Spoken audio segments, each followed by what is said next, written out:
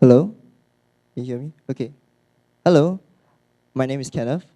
I am 23 this year from the Singapore Management University, and I'm also part of the founding network of Youth Without Borders. We are a new nonprofit, and our goal is to create a youth community that desires to be strong in order to better serve society. And you've seen the video. You've seen how almost a decade ago, Rotary Club started a project called Staying Connected, and it wanted to grant the wishes of elderly in homes and hospices. It met some success, but ultimately it wasn't very sustainable due to a lack of social media tools. You've probably read this article, it was mentioned earlier today, about how the elderly can get lonely and depressed even if their families are there to take care of them. And in Singapore, this situation will be more pronounced when the society is aging. Back to the video, you saw how Ms. Henigo, thank you, she mooted the idea for bringing back this project, using social media tools to grant wishes for the elderly. So we have all these three factors in play. In a way, I find that the stars have lined up to lead us to think, to lead us in Youth Without Borders to think, why not do something to bring it back? And our response to that is to create Project One More Thing, a new ground-up social media initiative that aims to fulfill wishes as per what Staying Connected did, but this time, social media is in the picture. And Jonathan mentioned about the digital quotient for organizations framework. And I thought this is a good chance for us to show how this framework can be applied in your own social media initiatives for the greater good. I'll start with the first step. Discover yourself. Discover who you are, discover what you're trying to do, and how you're going to get there. In the initial phase, we had to have a hard look at ourselves, and we had to acknowledge that we are a young organization. We only were started in the middle of March this year. We decided with our limited capabilities, we could not finish the groundwork, we couldn't finish the project by today. So our goal was to do enough groundwork to be able to launch it from today onwards. And we're going to use whatever free tools the internet has available for us to make this happen. And we're not going to try to reinvent the wheel and incur additional costs. The next step in our own internal review before this project kicks off is to do a bit of definition of things like your stakeholders, your milestones, and your goals, the second step in the DQO framework. Corporate partnerships are essential for us. They can provide skills training. They can provide things like us to rely on them for consulting, etc., to give us the resources, develop the project's capabilities, to be able to move the mountains that we plan to move. Because ultimately, who are we helping? The elderly, the homes, and the hospices. They are central to all of this. They need to be respected. Their views need to be taken into deep consideration throughout this project. And we also need all of you. In the last survey we conducted of previous infoCommUnity participants, I'm pretty sure it was mentioned a few times again before this, but I'll say it again. 90% of infoCommUnity members expressed support, and I'm thankful for that, for our project.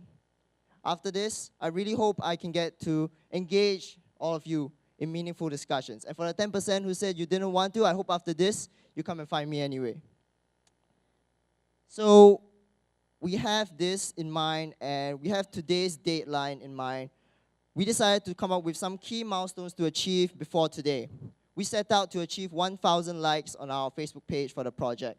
We set out to have at least 2 meetups with volunteers and 2 home visits. We completed everything except the first one.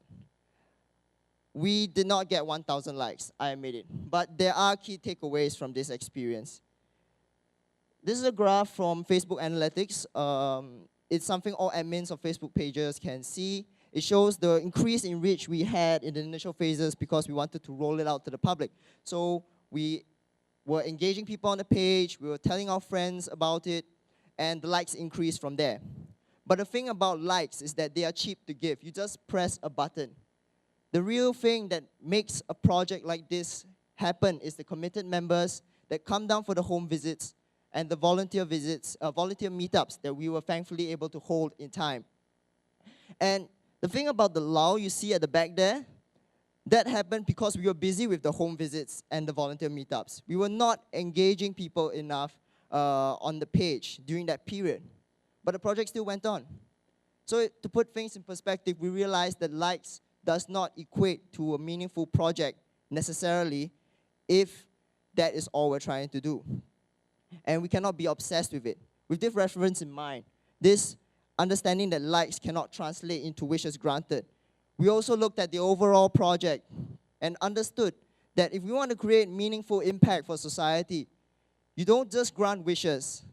You don't just grant a lot of wishes. You want to create a meaningful, unique experience, not just for the old folks who will be benefiting from it, but as well as the volunteers who are coming in to engage them. That is our goal that we managed to refine through this process, through this framework.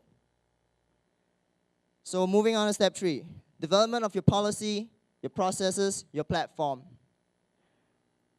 There are a lot of complexities involved in elderly who wind up in homes like these. And one of our policies that we developed is to make sure that pictures like these aren't shown without proper approval from the individuals involved and the homes involved. Remember the part about respect for these stakeholders? This is this in action. We develop a process for volunteers, the IDD process, we like to call it. Essentially, what it does is encourage volunteers to first build relationships with the elderly, get to know them, investigate them, if I dare call it like that. And once you execute the wishes, you do it. Please, throughout the entire process, document it for everyone's knowledge, for our own internal community's knowledge management and sharing. Because this is a project that everyone has to learn from each other in order to manage well. And who knows, maybe in the future, after collecting all these stories through videos, write-ups, you can have some kind of Pinterest board you see up there with all the stories collected on this wonderful tapestry showcasing the human spirit. But like all great artworks, you need great tools as well. There are hundreds of platforms for free out there catering to various needs. And for us, we had to narrow down to these few over here. And it was largely a trial and error process of just trying one, removing it if it doesn't suit our needs, and keep going from there. And we're also taking it another step further. We're looking at external tools like interactive display tools developed by Augmify. It's an augmented reality company. And they're using some of their technology to advertise for our project at the back, if you can see the screen. You can try it out later at the booth. So last 2 steps, deployment, and having the certification required of people involved. We considered that, and we tied up with HCA Hospice Care to conduct workshops. We have one coming up in 2 days' time to teach volunteers how to engage elderly and what are the things you have to consider. We also have desired outcomes in a structure, a central nerve system that is coordinating all the efforts of volunteers, corporate partners, etc. And we're trying to make this thing happen. We want to scale this project as large as possible with every one of you here, if possible. And we can leverage on these resources together to see whether we can make this project the next big thing. So there you have it. I have shared my entire thought process, not mine, our team's entire thought process using the digital quotient framework to create a social media campaign for the greater good. I hope you've learned something from it, and thanks so much for your time. Oh, but, yeah, I did this on purpose because it kind of ties in nicely with the name and all. So yeah, anyway, we're looking for volunteers as well. Corporate partnerships are good, and we also look for people who want to volunteer On an individual basis, in these 4 aspects, the nerve center I talked about, it would be good to have a nice core team, for instance. Teams to go down and talk to elderly, to do the project, etc., etc. All this help would be greatly appreciated. Just to share a story, for me personally, I've never done work like this before in my life. I've never been to an old folks home, hospice, and when I went down to the Society for the Aged Sick, one thing I learned through setting up this project is that no matter how happy they look when they engage you, no matter how active they try to come up to you and say, boy, hi, how you doing, that kind of thing, there is still a backstory behind them regardless. And it really changed my worldview on how much these people have went through, and now they are winding up in homes like these. There's so much they can teach us, and I hope you can join us in learning from them as well. Thank you.